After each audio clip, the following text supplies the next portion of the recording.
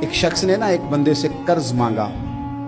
اس نے کہا مجھے قرضہ دو. وہ کہنے لگا کہ کتنا قرضہ؟ اس نے کہا 1000 دینار. دینار سونے کا ہوتا تھا، درہم چاندی کا ہوتا تھا. 1000 دینار چاہیے. اس نے کہا کوئی گواہ ہے تیرے پاس؟ غریب کا گواہ بھی کوئی نہیں بنتا.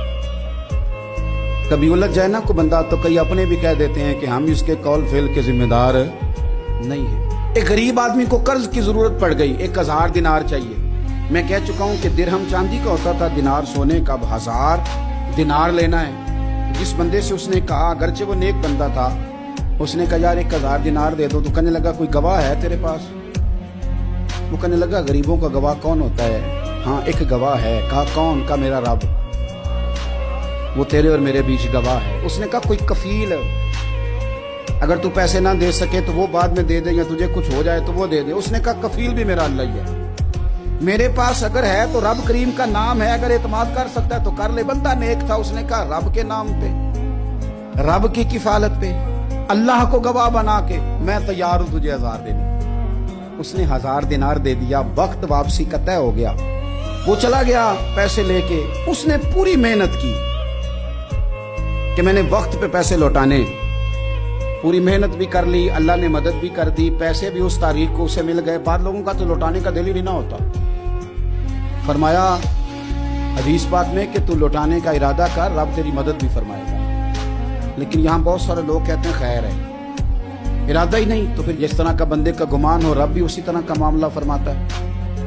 اس نے پیسے جمع بھی کر لیے اور واپس دینے کو تیار بھی ہو گیا. لیکن رستہ بحری جہاز کا تھا، کشتی کا تھا، دریا کے رستے واپس آنا تھا. اب وہ جب آ گیا دریا کے کنارے تو بڑی کوشش کی، پر وہاں اسے کوئی کشتی نہیں ملی. وقت پہ پیسے لوٹانے ہیں، سفر کرنا ہے، اب سواری میسر نہیں ہے. سوچ سوچ کے پریشان تھا کہ میں نے تو اللہ کے نام پہ لیے. اچانک دل میں ایک تجویز آئی. اس نے ایک لکڑی لی، لکڑی کو اندر سے کھولا، 1000 دینار اس میں بھرا. بخاری پڑھ رہا ہوں. اور ساتھ ایک خط بھی لکھا کہ یار میں پیسے پہنچانا چاہتا تھا پر مجھے کوئی چیز نہیں ملی دریا کے اس پار آنے کو. اللہ کے نام پر تیری طرف روانہ کر رہا ہوں. اور یہ کہہ کے وہ لکڑی دریا میں رکھ دی. وہ لکڑی ڈوب گئی ہے. واپس آ گیا. وہ جس نے پیسے لینے تھے وہ عین مقررہ وقت پر دریا کنارے آیا. صبح سے سرے شام تک اس نے انتظار کیا. دل ڈھلنے لگا تو دل میں خیال آ گیا کہ یار نہیں، اس نے دینے ہی نہیں، جھوٹا وعدہ کر گیا، پہنچا ہی نہیں وقت پہ. اب جب واپس لوٹنے لگا تو اچانک دریا میں ایک لکڑی تیرتی ہوئی دکھائی دی. کہنے لگا لے جاتا ہوں، شام کو روٹیاں پکانے کے کام آئے گی. ایندھن بنا کے جلا لوں گا، ہنڈیاں پک جائے گی. لکڑی اٹھا کے جلانے کے لیے گھر لایا. گمان تھا کہ وہ نہیں آیا وعدہ کر کے. اللہ کو کفیل اور وکیل بنا کے اور گواہ بنا کے پھر بھی نہیں آیا.